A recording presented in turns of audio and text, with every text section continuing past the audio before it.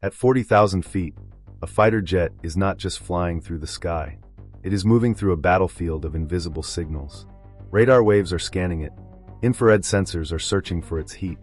Computers are predicting where it will be seconds from now. Then suddenly, a warning tone screams inside the cockpit. A missile has been launched. To most people, that sounds like the end.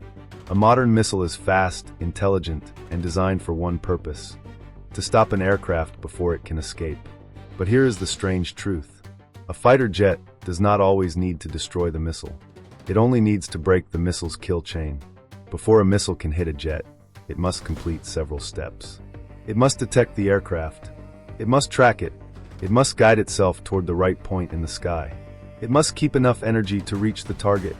And finally, it must detonate close enough to cause damage. If any one of those steps fails, the missile can miss. That is why modern missiles, despite being incredibly advanced, still fail. Not because they are weak, but because fighter jets are designed to attack the missile's senses, its calculations, its energy, and its belief about what is real. In modern air combat, the jet is not simply running away. It is forcing the missile to make a mistake. And at Mach speeds, one mistake is enough. The first step in the kill chain is detection.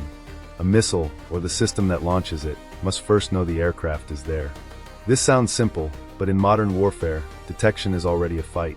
An aircraft can be detected in many ways: by radar, by heat, by electronic emissions, by visual sensors, or by data shared from other platforms. But every detection method has limits. Radar depends on reflected energy. Infrared sensors depend on heat. Electronic systems depend on signals. Optical sensors depend on visibility and angle. A fighter jet survives by reducing, confusing, or controlling these clues. Stealth aircraft are shaped to reduce radar reflections. Engine designs and flight profiles can reduce infrared exposure. Pilots may avoid certain altitudes, angles, or routes that make detection easier. But even non-stealth aircraft can fight the detection problem. They can fly low. They can use terrain. They can rely on jamming. They can coordinate with other aircraft to confuse enemy sensors. The goal is not always to become invisible. That is almost impossible. The real goal is to make detection late, uncertain, or unstable. Because if a missile is launched late, the pilot has more options.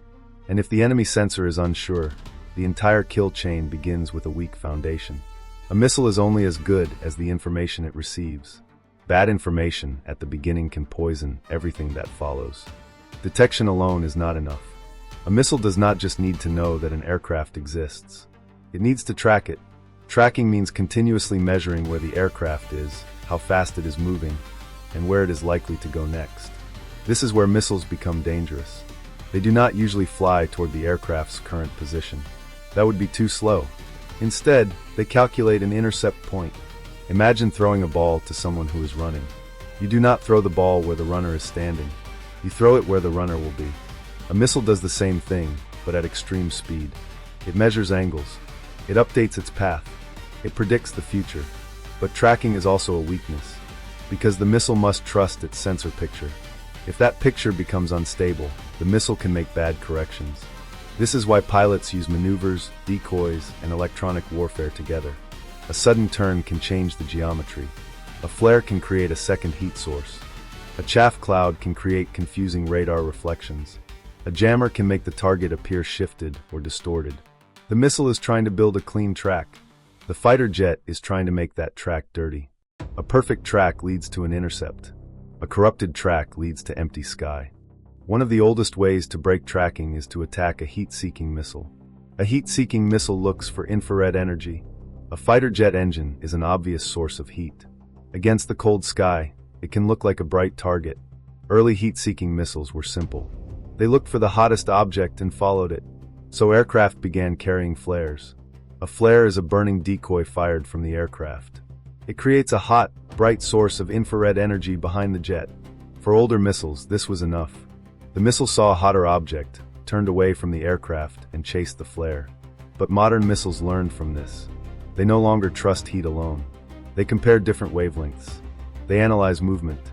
They ask whether the hot object behaves like an aircraft. A flare falls away. A fighter jet keeps moving with speed and structure. So modern flare use is not just about throwing fire into the sky. It is about timing. The pilot may release flares while turning hard, changing angle, or hiding the real aircraft inside a cloud of confusing heat sources. The goal is to make the missile hesitate, just long enough for the jet to move out of the ideal intercept path. At missile speed, hesitation is deadly. Not for the jet, for the missile's calculation. Radar-guided missiles hunt in a different way. They do not need to see heat. They use radio waves. A radar signal travels through the air, hits the aircraft, and reflects back. To the radar, the fighter jet is an echo. If that echo can be tracked, the missile can be guided toward it. So aircraft learn to attack the echo. One classic tool is chaff. Chaff is made of tiny metallic strips or fibers. When released, it spreads into a cloud behind the aircraft. To radar, that cloud can look like a large reflective object. For older radar systems, chaff could be extremely effective. The radar might lose the real aircraft inside a storm of false reflections. But modern radars became smarter. They learned to use Doppler processing. They do not only ask, "What is reflecting my signal?" They ask, "How fast is it moving?" Chaff slows down quickly. A fighter jet does not. So a modern radar can filter out slow-moving clutter and keep tracking the real aircraft. This does not make chaff useless. It just means chaff must be used with timing, maneuvering, and other forms of electronic warfare. By itself, chaff may not defeat a modern missile. But as one layer inside a larger defensive plan, it can still help break the track. And breaking the track is enough.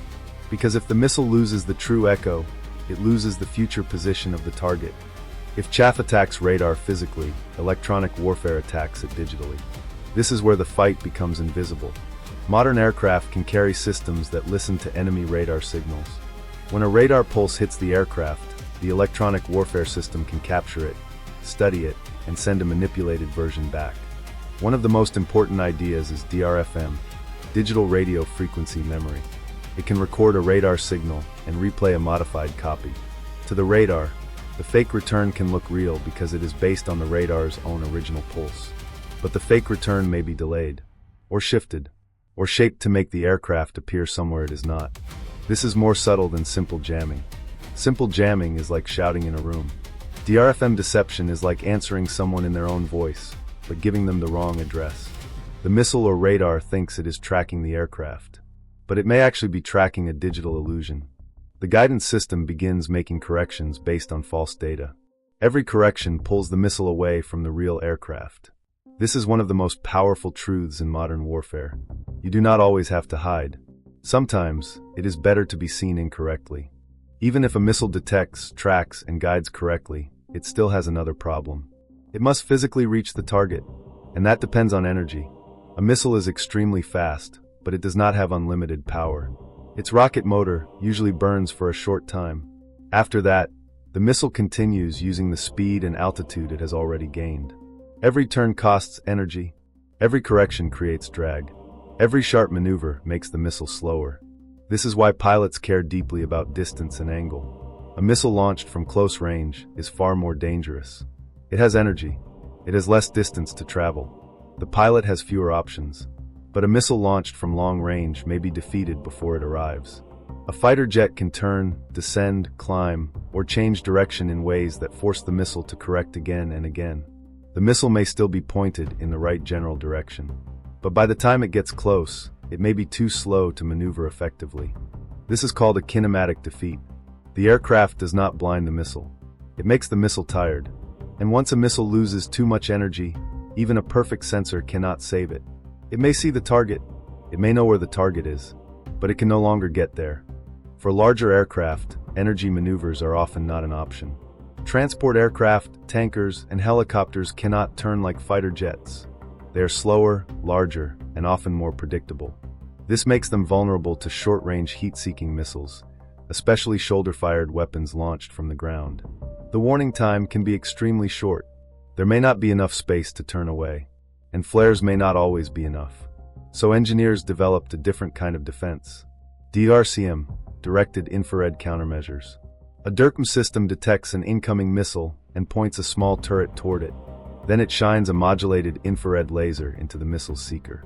The goal is not to physically destroy the missile.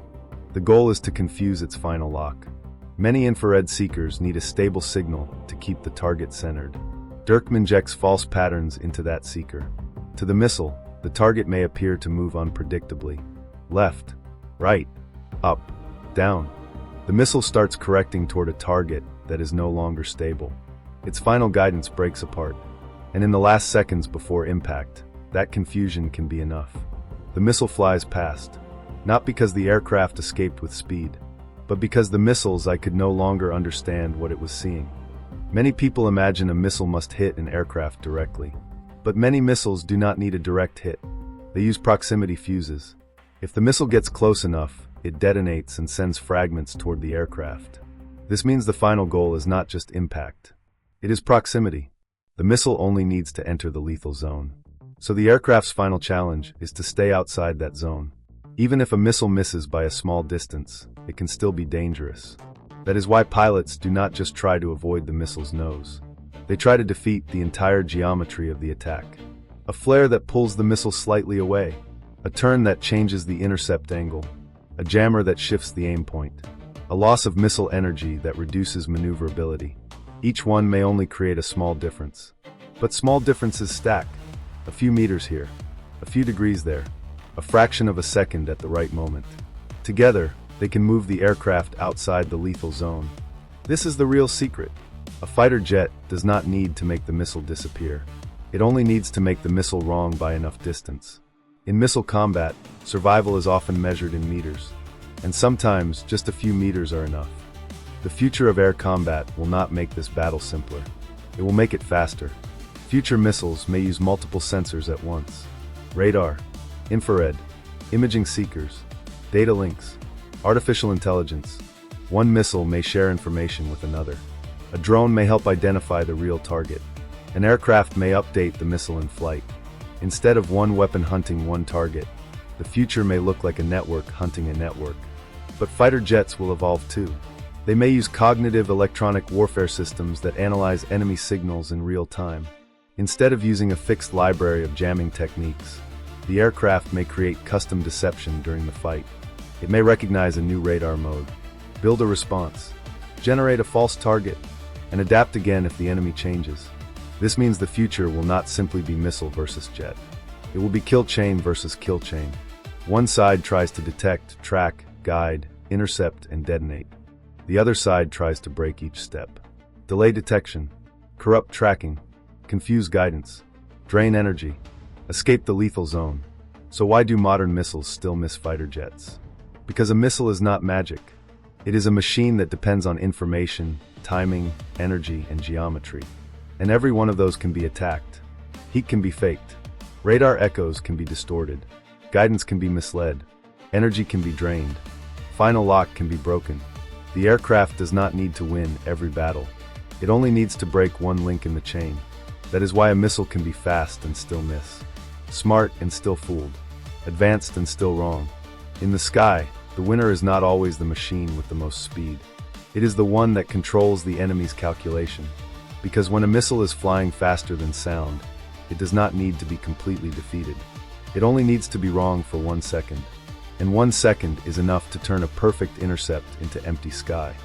If you enjoyed this breakdown, subscribe for more stories about modern warfare, aviation technology, and the hidden systems that shape the future of air combat. Because the next generation of battles will not be won only by the fastest aircraft or the smartest missile. It will be won by whoever breaks the enemy's kill chain first.